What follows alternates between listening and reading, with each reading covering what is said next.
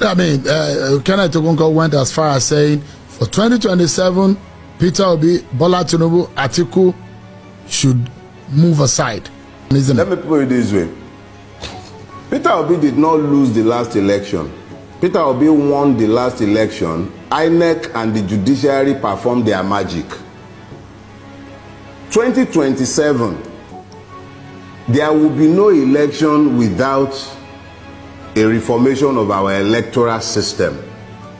If the electoral system is not reformed to ensure that beavers and electronic transmission from the polling unit becomes compulsory, I would not even bother to participate in that election, because you can be sure that Tinubu was not in power that ran and snatched and grabbed it.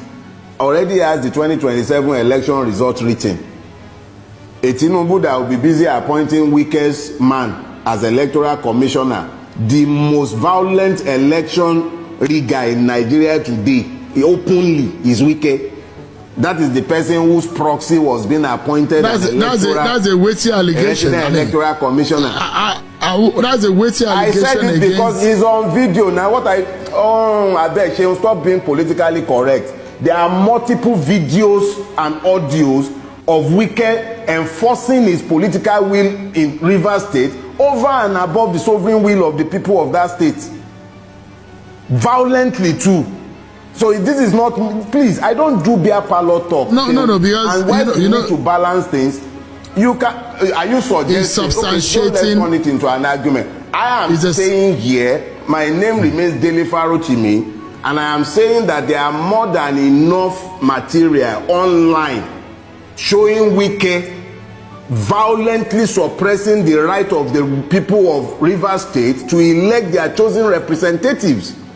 And I am saying that his personal aide, his person, has already been appointed a resident electoral commission since Tinubu came to power. So how can you be talking about a free and fair election in 2027 when it's already a fait accompli that without consequential amendment of the Electoral Act, without a consequential reformation of our judicial system, the same madness that took place in 2023 will repeat itself in 2027. If we do not tell ourselves these basic truths ahead of time, how can we even hope that anything will change? We have to be unapologetic and unrepentant in pushing the truth in their eyes. As I've told you, the truth is both a sword and a shield. I love wielding it as a sword and smashing them on the head with it, and I don't care for their feelings.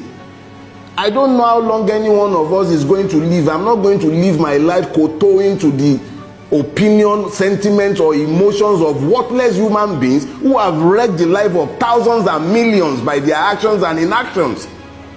So we cannot be talking about an election in 2027 in the presence of the multiple madnesses that have remained with us, in the presence of a situation where a corrupt INEC chairman will open his mouth and blithely declare on national TV, go to court. We can't be having that and be talking about an election in 2027. We must at least be honest enough to tell ourselves what is in front of us. If there is going to be an election worthy of his name, I will be out there supporting Peter Obi. If there will be an election, and if we still even have a country, the way Bulaba is going with Nigeria, what do we know that will be left of this country by 2027? What will be left of this country? An emir is being killed in his own domain after ransom war, and we are talking about 2027. An Oba was killed. 2 Obas, for instance, were killed in Ekiti for the other time, and we are still talking about 2027.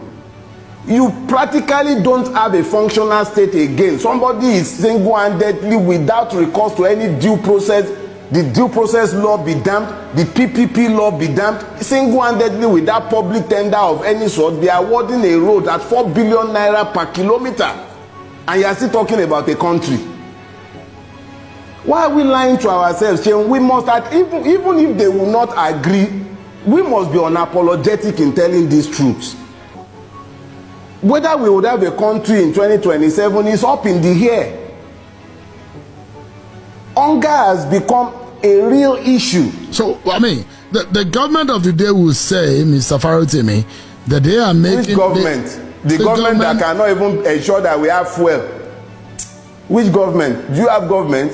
You have exploiters, buccaneers, thieves. But, I mean, which government? The government of the day will say they are making efforts in fixing the problem that they met on the ground. It's still early in the day. They just have about a year. I'm Chinese too. I'm Chinese and I'm 6'7". Do you believe me?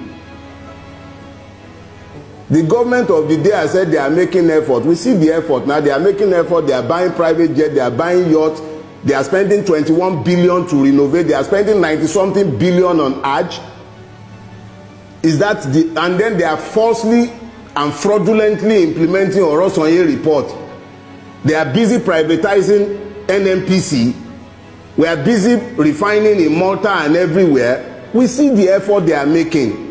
So I'm Chinese too, Sheung, and I'm 6'7". Do you believe me? So you don't see any good that this government has done since the last 1 year? You, no, I'm asking. You know, because I'm a journalist. I'm asking. See, I had no expectation of anything good from this government.